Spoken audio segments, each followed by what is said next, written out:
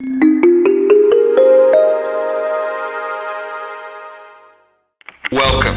You're tuned into Life is a Sacred Journey. Every week, we bring a new perspective to aging and caregiving. Here is your host, Michelle Pope. Good morning, good afternoon, and good evening, wherever you may be in the virtual neighborhood of Life is a Sacred Journey. My name is Michelle Pope, and I am your host, hostess, or whatever you want to say, and we welcome you into the virtual neighborhood of Life is a Sacred Journey. Our purpose, our mission, our focus is to walk beside caregivers, to figure out ways that we can make the journey easier for them, but also to walk among just you as a humanity. How do we become a better humanity together? How do we lift each other up on a day-to-day basis when we know the world is so scary and so frightening for many of us? And so I just want to thank you all in the virtual neighborhood for every act of kindness that you are responsible for, and just keep it up. And thank you for supporting Life is a Sacred Journey. Many of you come back every Friday morning at 8 a.m. You are brave souls. And then for those of you in other geographic locations, you still show up. So thank you so much. My guest this morning, Margot, joined us early. And so we'll talk a little bit about her in a minute, but I want to share something with both of you. And I'm going to share it with Margot too, because she may not know about this. So last week, I told you that I had seen online that there was a company that was called Little Words Project. And Little Words Project is a company that makes these little bracelets, okay? And they come in a beautiful little box like this. It's Little Words Project. And what it does, you register the bracelet. It has this little charm on it, and it has a number on it. And you register it, you wear it to promote self-love, confidence. And then once you feel like you've conquered whatever it is that this was sent to you for, you pass it on. And then you can go online, you pass it on in this little bag and this little box, and you send it out. And then you can go online and see your bracelet move from person to person. I thought this was the coolest thing. Nancy, one of our dear followers, sent this to me last week, and it says Child of God on it. And so Nancy, thank you so much. And it came, as many of you know, I had to say goodbye to my dog Alpha on Friday night, and I am grieving the loss of my buddy, my pal, my bestest friend, Margot. You know, if you've ever owned a pet, or not owned, because we don't own them, they become a part of our family. I didn't own him. He owned me, actually. You know, it's like when I went to the pet store, the lady would always say to me, I want to meet these dogs because they live well, right? So, but yes, I had to say goodbye to Alpha, and this came on the same day that I never even knew why I was going to receive this. So Nancy, thank you so much for sending this to me, and I'm going to put it on now in front of everybody, and I will wear it until I don't need to wear it, and I need it right now. So thank you so much, and thank all of you who sent out well wishes to my family at the time that we are grieving the loss of a family member, a dear family member of 13 years. Rest well. All dogs go to heaven. We know all dogs go to heaven. So I am so excited this morning because, as you know, here in Alameda County, I have the honor of working with so many, and I hate saying working because it implies like we're out there doing things we don't want to do. But how do I want to say it? I have the honor of being on this journey of life and caring for other people with so many other people who have decided to get on that train that says we're going to be our best selves, but we're going to support other people as they navigate this life journey. We learn from them, they learn from us, and then we decide, you know, we want to lead an organization or we want to start something that supports what we have learned. So Margot, and Margot, pronounce your last name. I asked her to do this yesterday afternoon when I met her because You know how I am about pronunciations. Why? But when my name gets mispronounced all the time, but I am bad at it. So would you pronounce your last name for all of us? Sure, it's Nijsure. Nijsure, Yeah. Margot Nijsure. There we go. I got it. You see, if I hear it again, Margot Nijsure. That's lovely. So I met Margot because Margot donated a basket to Alzheimer's Services of the East Bay for the fundraiser we had in December. And one of the wonderful perks that we get to offer people when they do something for an act of kindness of ASAB is to introduce them to you. And to introduce them to you with the services that they bring to the community. So Margot has a wonderful organization that she spearheads with a group of other people, Montclair Elder Services. And I wanted her to come and to share her story, one, on her why. You know, I always ask that question. Why? Why did you decide this was something that you wanted to do? Because I know she's brilliant. I know she's smart. She could go and to some Fortune 500 company and take her time, talent, and skill there, but she chose to work in the community. So she has a why around that, and we're going to hear about that. And then also to talk about Montclair Elder Services and what those services are and how you can call her, get in touch with her, if your family or you or your neighbor or best friend or somebody that you don't even know, but you're in the line and you hear that they need help, and you can say, oh, you know, I heard about this organization called Montclair Elder Services. Here's the number, call them. That's an act of kindness. And that's how we make things happen. And that's how we create change. So this morning, I am so pleased, so happy to introduce Montclair Elder Services and Margot to you. And so Margot, welcome to Life is a Sacred Journey. And I'm going to start with asking you that fundamental question that I ask everybody. Why are you in this line of work? And line of work demeans it for me a little bit, but why is this your calling, and why are you doing what you do in the community? And then we'll move into Montclair Elder Services. Great. Well, thank you so much for having me. I'm really excited to be here. So I started this journey back when I was an undergrad at San Francisco State University, and I got my degree in women's studies. And as you know, most older adults, particularly the old, are women. And so it became very obvious the needs that are there, very specific to old, what we call the old. Old. That's right. And their needs, and they're very unique needs. And the lack of voice, the lack of resources and opportunities were very, very clear to me. Yeah. And I started thinking I was going to study public health, and then I realized, I don't want to work in a health clinic. I wanted to have greater change, and I finished school, took a couple of years off, and decided I'm going to dive in. And I went back to San Francisco State. It has a gerontology master's program. And I decided that I really wanted to help the most people I could, so I became a nursing home administrator. And I had never worked in nursing homes before. Okay. But the thing about an administrator is you get to run the whole building, and you really decide, as you know, what you want that culture to be.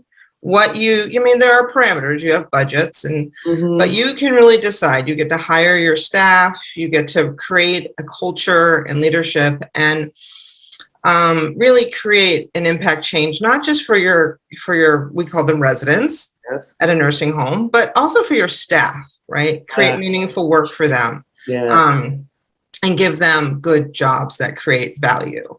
And I did that for about 15 years in the Bay Area. And I had to laugh because I actually worked for Kindred Healthcare for 10 years, which is a Fortune 500. Sorry, Kindred.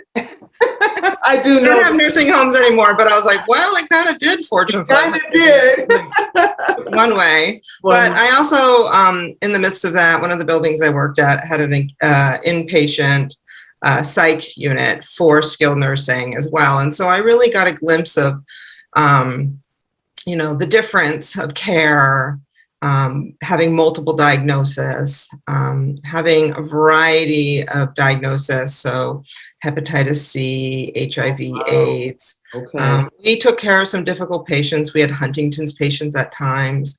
So I really got to see the whole gamut, and I love that work, but I got really tired of it. You know, it's exhausting. You're on call 24/7.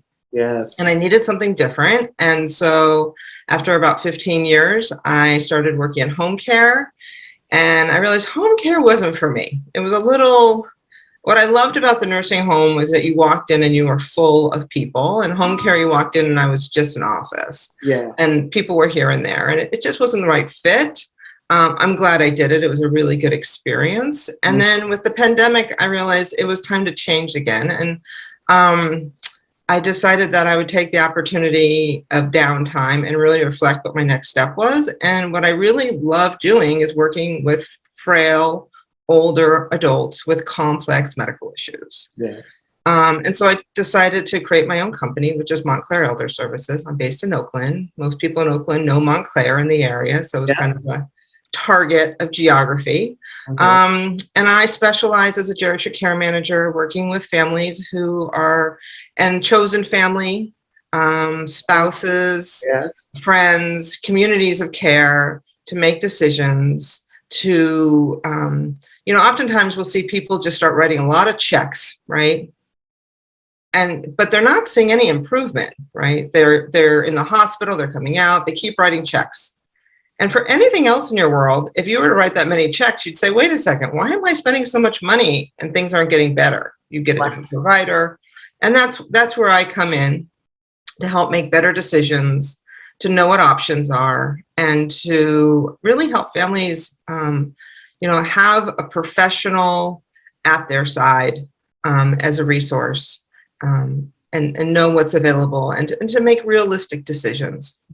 I love that. You know, I think there's a couple of definitions I would love you to go back and just for our audience so that they understand, because I know in our field, in what we do, we use a lot of terms that sometimes mean one thing in one context and something else in another. So when care management and case management, can you explain what those are and how that fits into what you provide? Yeah, absolutely. So oftentimes, so when you're at the hospital, they say you have a case manager, right? And sometimes people will tell me, well, I have a case manager at the hospital. I said, well, you're not at the hospital anymore. So as soon as you walk out the door with your discharge papers, they say, bye-bye. Yes, they do. And a lot of paper. They give you a whole bunch of paper. They give you all this paper, right? Which 2/3 of it's billing. Yep. And they send you home. And so those people go away, right? And then maybe you go to a skilled nursing and they have a social worker, okay? If you're doing rehab at a skilled nursing facility. And again, that social worker, they can be great. I have no qualms about any of these people. They can all do really great things. But again, it's a step, you know. It's almost like in the old highways where they have the toll booths and you stop and you put a quarter in and you stop and you put a quarter in.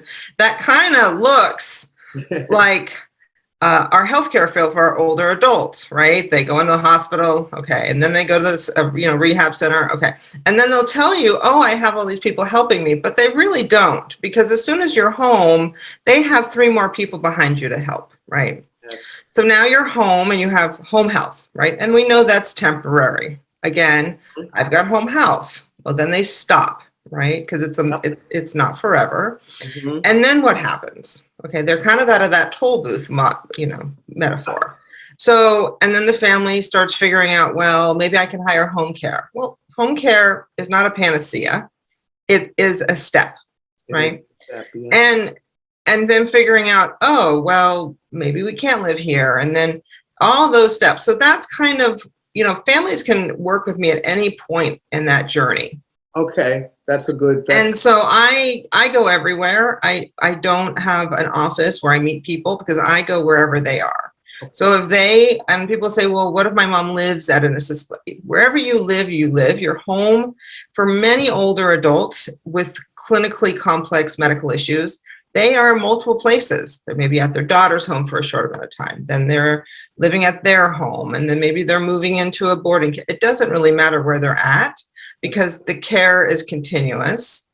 And I work with them wherever they're at. So I try not to create parameters of where I'll work with people or what their needs are, because anybody who works with frail older adults knows that that is a very organic process that changes very quickly. Mm-hmm. Mm-hmm. And you know what, I love what you just said, that you can come in any aspect, in any place in the journey, because, you know, with dementia, which is my sort of expertise and where I've landed in my care journey, is you don't need things all the time, but you need someone who has your history and also can move with you along. And so in your assessment and your beginning the relationship, you're trying to establish what the goals are, not just in that space and time, but along the way. Am I describing? That's correct. So all new clients I work with, I do an assessment, and it takes about 90 minutes to really get to know the person. And I will tell you, there's always something that shows up when I sit in that family's home that they did not see. And I'm sure this happens to you. They tell you 3 things, and then you look and you're like, what about these 3 things? And they say, we don't think those things are a problem. And you're like, well, actually, those things are actually the problem that's creating this, right? So we can see this greater picture. And then also understanding, I always like to tell people, I don't want to change everything. I only, you know, the first thing I like to ask people is what's working. Right. Let's start with what's working. You know, I like to get up at 10 a.m. every day. Great. Let's not change that. Mm-hmm. I don't like to take a lot of pills. Great. You know, what is it that's working? I don't want to give up my nip of brandy every night. Okay. Oh, I love that you said that. You know, like whatever it may be, start with all the things that work and then acknowledge, okay, maybe that's not going to create more time, but quality time. Mm-hmm. And then go from there to have, you know, build on what everybody is in agreement. You know, maybe they really want to have, you know, end of life at home, and maybe they don't have 5 more years, but they have really good 2 more years. And what are the resources the family needs? And that can create good dialogue and prevent unnecessary hospitalizations. Nobody wants to sit in a hospital bed ever. I've never heard anybody tell me in my whole life, I want to die in a hospital. That's right. That's right. Nobody does. And maybe they don't die at home. But, you know, we can make that journey theirs as they want it and really and make it meaningful. And it doesn't mean that I'm always just working with people around death and dying, but oftentimes, you know, that's a reality, right? Mm-hmm. That is within the conversation, and that's okay. It's okay to talk about death and dying. And it's important that we have these conversations with our families so they're not left in the dark. That's right.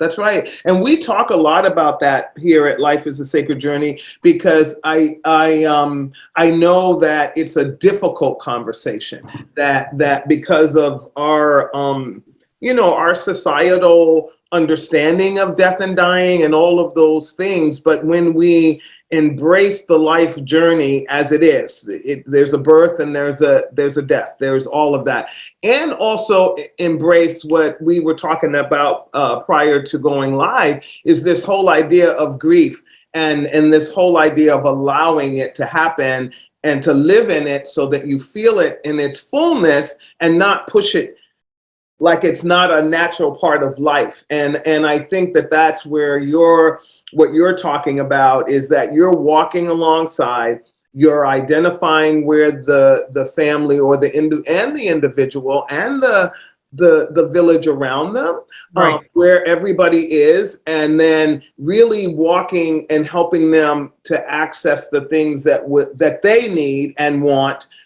in their journey, not just because we have said it's a protocol or it's the way we do something. And you're able to get rid of, like I say to people, all that noise, and really focus them where they need to put their time and energy. Because as you know, and you can speak to this, being a caregiver, time and energy are like they're a gift, and being able to give some of that to someone else. I mean, you can probably share some stories of folks that were so relieved when you took on their family's work in this way, because I've always heard caregivers say, I just can't get to it all.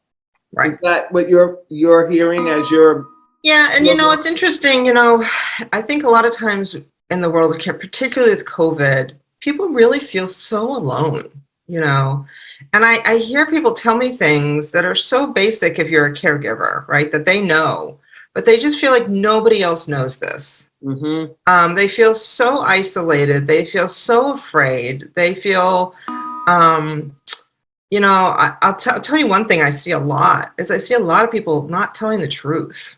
And because, and I understand it, because they're so afraid if anybody finds out how bad things are, that they'll dismantle the little they know. Yep. And I really understand that. So I always kind of take like, okay, there's probably some, when people are sharing information, understand that there's probably some truth to everything. And everybody has a little bit of a maybe a white lie to things, right? So somebody will tell me, oh, right, I feed my wife 3 meals a day and she eats really well. Yeah. And when you say, but she's losing weight. Because she only eats one of them, really. Well, exactly. And not only that, she has a swallowing issue, right? So you can, it's their perception. Yes, they're providing 3 meals, but if they're not eating them, if they can't eat them, if they're losing weight, if food is, if you've had a stroke and you have dysphagia, food can be a really big challenge. Yes. It can be everything in your day, right?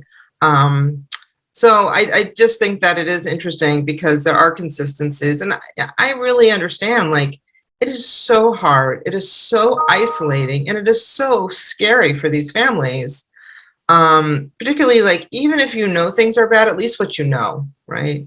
Yeah. Like, at least I have this house, and I have my 3 cats who live here, and I know how to live in this house, even though it's not the best. Mm-hmm. But the idea of having to leave the house, having to move, it's just too much. Yeah. It's really too much. You can only ask so much of a person, right? So you have to go in and really think, like, where are they at?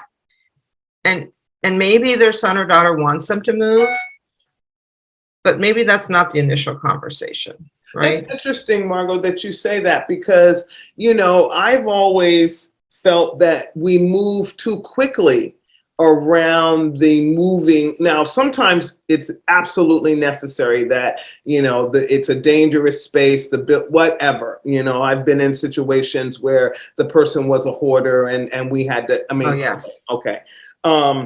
Safety always. But at the end of the day, I've always felt we push the move button sometimes too quickly.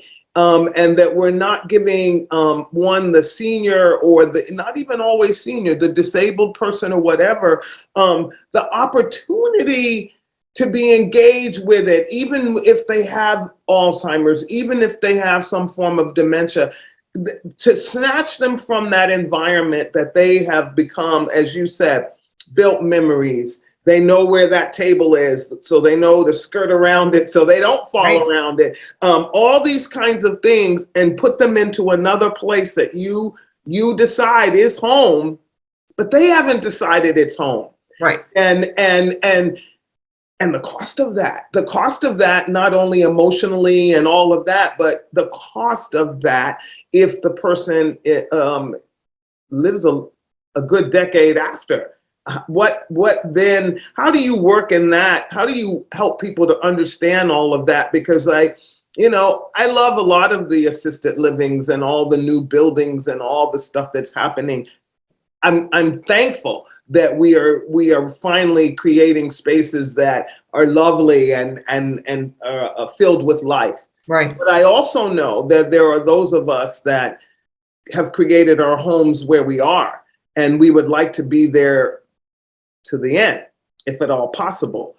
How do you work with those, or how do you engage and with those families, and then maybe how do you get them to a place where when the time does come, I mean, that they're saying, you know, this house is too big, or that it's not just somebody swooping in and making this decision, and explain that, because I think families don't always understand that, and that this is not a judgment. Anyone out there in the Life is a Sacred Journey neighborhood that might hear this is just what happens to us when we're making decisions for another individual. Where there's a sense of urgency that we have, that Margot, from what I'm hearing, saying, wait a minute, let's calm down, put all the puzzle pieces on the table.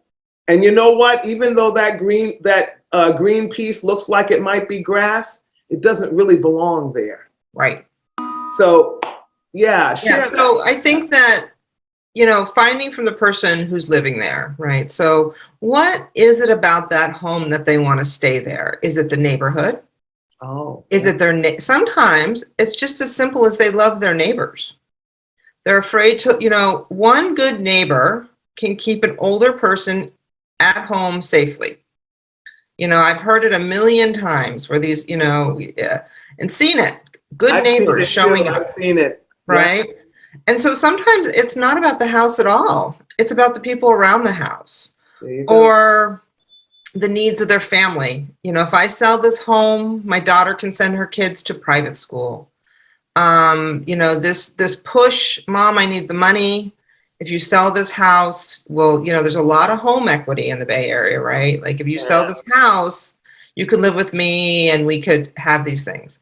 That's not to say that's wrong. Every family needs to make its own decision, but to really understand the root cause analysis, very simply, of why. Why are they in that house? Mm-hmm. Is it because it holds memories? Is it because they just don't know what other options are? Mm-hmm. And I think if you get to that basics of just the real root, like, why is it? And then ask, if you couldn't be here, where would you be? Oh, wow. That's right. Okay. So it's all in their decision. Yeah. I would, and some people say, I'd rather go out feet first. I'm going to go out feet first. And that's the only way. Okay. That's fine. Yep. We respect that and know that. And that's how decisions are made. Or I want to live here until my neighbor next door moves to Arizona. And once he doesn't live in this neighborhood, I don't need to live here. You would be surprised why people stay where they're at. It is not always the most obvious choice. Mm-hmm. And then, okay, if you're going to stay here, let's negotiate from there. Let's make sure your bedroom isn't upstairs. Let's fix the bathroom. Let's turn the den and the TV room into your living space so you don't have to walk so much. Nice. Maybe get a roommate. You know, that is interesting. You're the first person that I have spoken to that has brought that up. I don't mean to cut you off, but But I keep thinking, because housing is such a commodity here in the Bay Area, and people end up with living in 2 and 3 bedroom houses. Wow, maybe we could set up some golden girl or golden guy scenarios where people could live together, and maybe one person can come in, and I don't know. I'm always trying to think of ways of keeping neighborhood, you know? Well, I think that's exactly it. You know, you look at a place like Ashby Village, that's what they've done, right?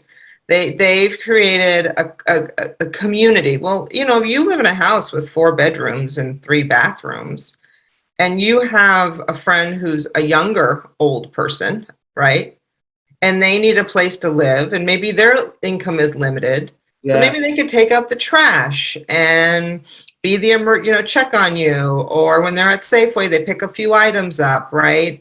Or pick up the Amazon packages from the front porch. And in exchange, they have a reduced rent, right? Love it. Right? Or they walk your dog. Yep. Right? If it's too hard for you to walk your dog, that's how you keep your dog, right? All these things. And it doesn't, they benefit, you benefit. It's very dignified. Right. So there's more than one way to do things. And I think that we get so focused on this is the way we age. This is the way everybody does it. And I'm not sure why. I'm not either. Maybe you and I can write that book. I mean, why all of a sudden, we have a generation, coming up from, who we're change makers. Why do they have to, if they've changed everything, the way we see the world, right, in the last 50 years, why all of a sudden does aging have to look a very systematic way? I don't get that. Yeah. And I think that we all know it's not working. You think? So we know it's not working. Not working. So what can we do per family? Some things or maybe culturally work better in other communities, and that could be communities because they're next to public transportation, communities of, due to culture, race, class, whatever. Mm-hmm. But there are things that we can do different and better all the time. I love it. I love your philosophy. I know that working in a nursing home impacted that philosophy. I worked in a nursing home when I was in college as a CNA, so that I could pay off my tuition and all of that. And it was very interesting. I always felt like something's missing. I never could put my finger on it. But then I realized what it was is that we were taken care of. There wasn't opportunity for that relationship that I always felt I wanted to have, but there was no time because there were so many taking care of things to do. And what you're saying also, what I've heard you say this morning is that it's about looking at every aspect of it, the psychosocial, the neighbor. I didn't even think about that, Margot. Like you have a neighbor that you really like. You've lived next door to each other for the last 30, 40 years. You bought your houses, you raised your kids. That's your friend. That's the member of your tribe. Why would you even want to move away from that? So I never even, I'm always thinking of the building, right? They don't want to live the building, but it's more to it than just the building. And then how do people then get in contact with you and is it online and give them your information? Because I think what you've shared today, all of you, all in the Life is a Sacred Journey community, share with your neighbors, share when you're having that cup of coffee at Dunkin' Donuts or Starbucks or tea or whatever.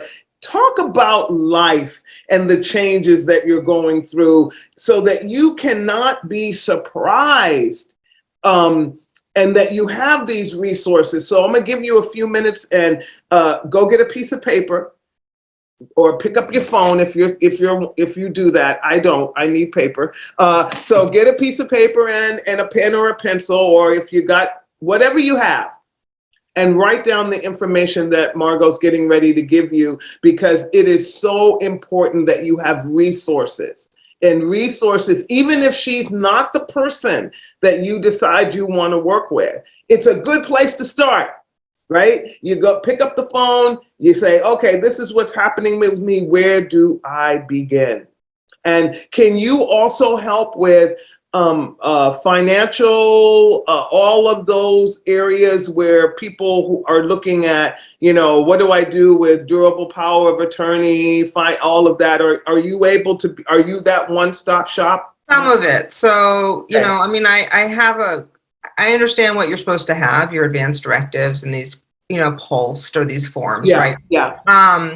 And I check that, but if it gets, if they don't have one, I'll refer to, like a Elder Care Alliance or different nonprofits or, it's not that hard to get these documents in place. Everybody gets so fearful of it. And I'm like, it's not that hard.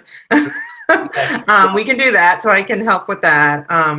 And when people are really trying to make decisions financially, I just refer, there are financial service people who specialize in retirement and senior. And so I refer to those folks. And if anybody has a trusted accountant or CPA, even in their family, or a friend, like sit down and have a conversation. I think as much as we're afraid to talk about aging, we're afraid to talk about money. And it's not a cheap endeavor to get old. It sure is. And so, I think also like to really understand, like, I have limited resources, or the funds I have, knowing my needs may exceed. So start getting on those, I always tell people, I'm like, if you think that you may not be able to live in your house in the next couple of years for any reason, get on a waiting list, get on a waiting list now before you need it, because I don't know any housing that doesn't take 3 to 5 years to get into. Yep. Yeah. And that's just not the Bay Area. Yep. So I always tell people, I'm like, okay, you qualify. If they call you, you say no thank you if you don't need it. But at least you have those options, because everybody is always waiting, and it's like, this is not Safeway where you just wait a little longer to buy your milk. Right? Right. That's right. This is like, you are going to be homeless. So, and if you just prepare ahead of time, and then this is an option, or you could say no thank you to that spot. And that is a really good, that is such great advice, because as all of these new starts, because they are building housing for elders. They finally got it. It's not happening in the way that Margot and I would love it to happen in great mass everywhere, but it is happening. And the minute they put the shovel in the ground, the waiting list is coming out.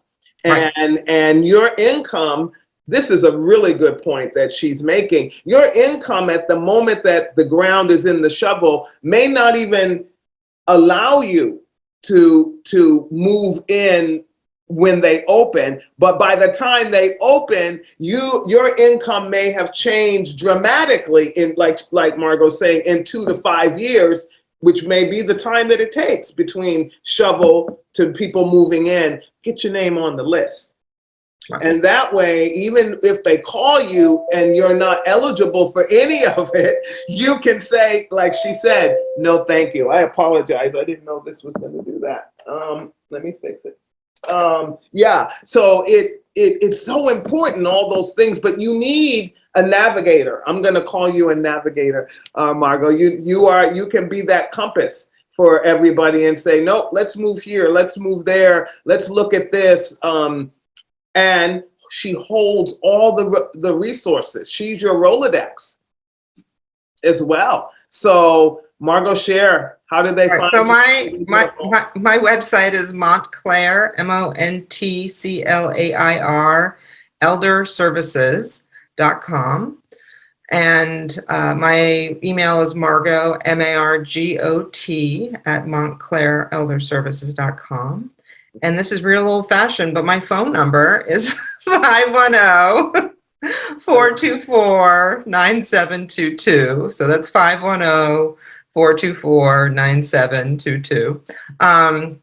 And people can contact me through my website. I have pretty much everything I do is listed on that website, but I am available to just do, I do a complimentary 30-minute intake for any potential client.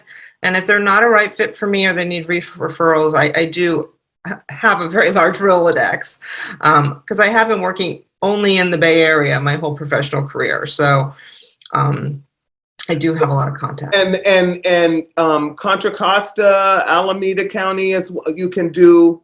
I do both Contra Costa and Alameda County. So I service the 580-680 corridor. I like to say I do tunnels and no bridges. That's a good... For the local people, they know it. They do know. I know it. Yeah. Okay. And then so you have the information. Repeat the phone number again. It's 510-424-9722. Okay. And then Felicia will make sure we drop all of that information in so that all of you can get a hold of Margot. I say this, 30 minutes of your time over the next 3 months or so, as we're coming out of this pandemic, you're revisiting the care of your loved one, you're revisiting maybe the care that you need. A 30-minute assessment may be worth its weight in gold to you right now.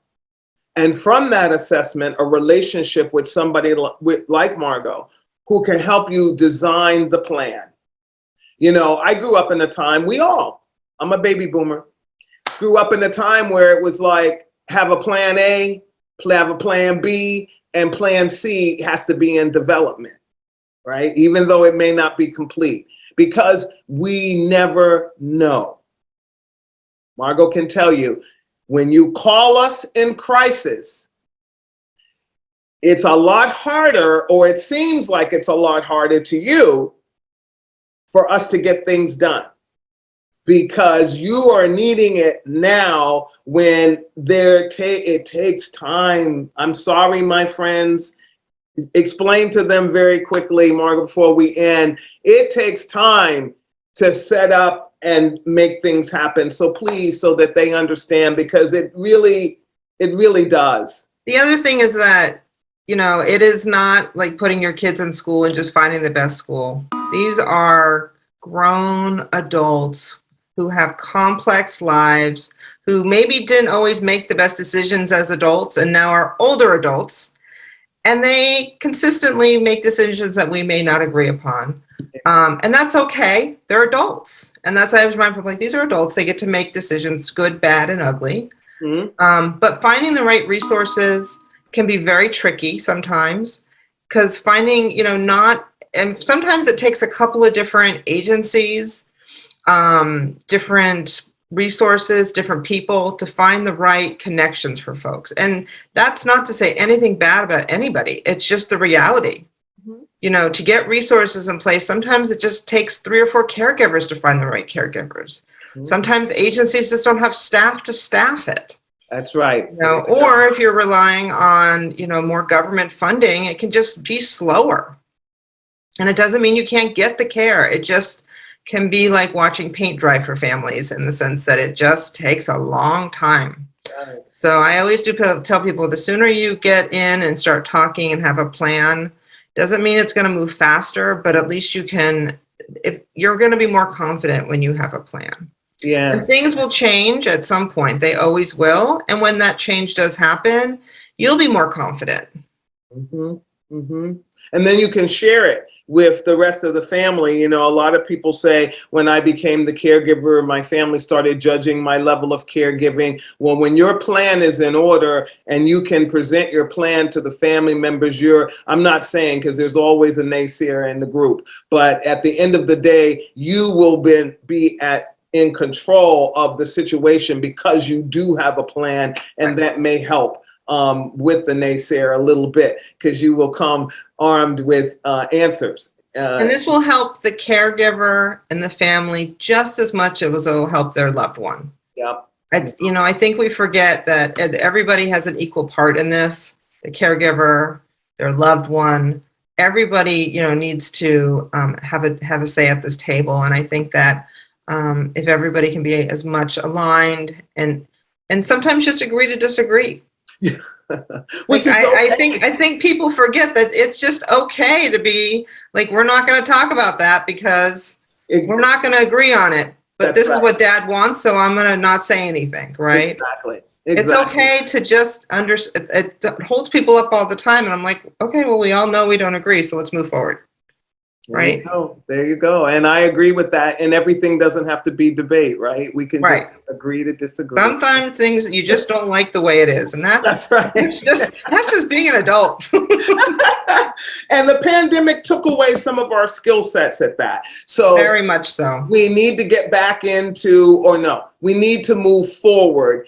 I'm not going to say that. We're going to move forward into a better understanding. We're even going to do better than we did before. Let's do that together. So Montclair Elder Services, Margot is the brain wisdom leader of that wonderful organization. She is available to you. That she does not have a waiting list at this time, but after today she's going to. So get moving, get on board, get this conversation happening in your life. If you're in the caregiving situation now, and you just found out that you're going to have to be a caregiver, this is a great time to start this conversation. If you are a caregiver that has been doing it throughout the pandemic, blessings and peace to you, but you're probably tired now and trying to figure out what your next steps are going to be with your loved one, this is another time to do it. If you're already at the end of your caregiving journey and you're trying to figure out what to do with hospice or not, palliative care, nursing home, whatever, all of that. this is the time to do it. So you can see there is no wrong time to pick up the phone and call Margot. There is no wrong time to check out Montclair Elder Services, their website, to find out who they are and what their vision and hope is for taking you through this journey. Margot, it was so great meeting you in person. Thank you so much. Yeah. I don't get to do that very often. Some people I do know personally, but others I just meet on the platform. But please come back and share with us any of your things that you see as we come out of the COVID experience. We'd love to have you back to do that, because thank you. That'd be great. I think it would be great to share that. All of you out there, Margot, stay with us as we end. All of you out there, you know this is how I end the podcast. If you are feeling depressed, if you are feeling anxiety, if you are feeling like your life doesn't matter and that you do not want to live another second on this planet, know that your life matters, that you were wonderfully made. Pick up the phone, grab somebody else's phone, walk into a store and say, I don't want to be here. I need to call the national hotline, the suicide hotline. I need to talk to somebody. Walk into a fire station, walk into a place where you will get help. Your life matters, no matter how dark it is right now, no matter how dark it is in the next second, the next minute, the next day. That ripple effect of you're taking your life will change the whole world.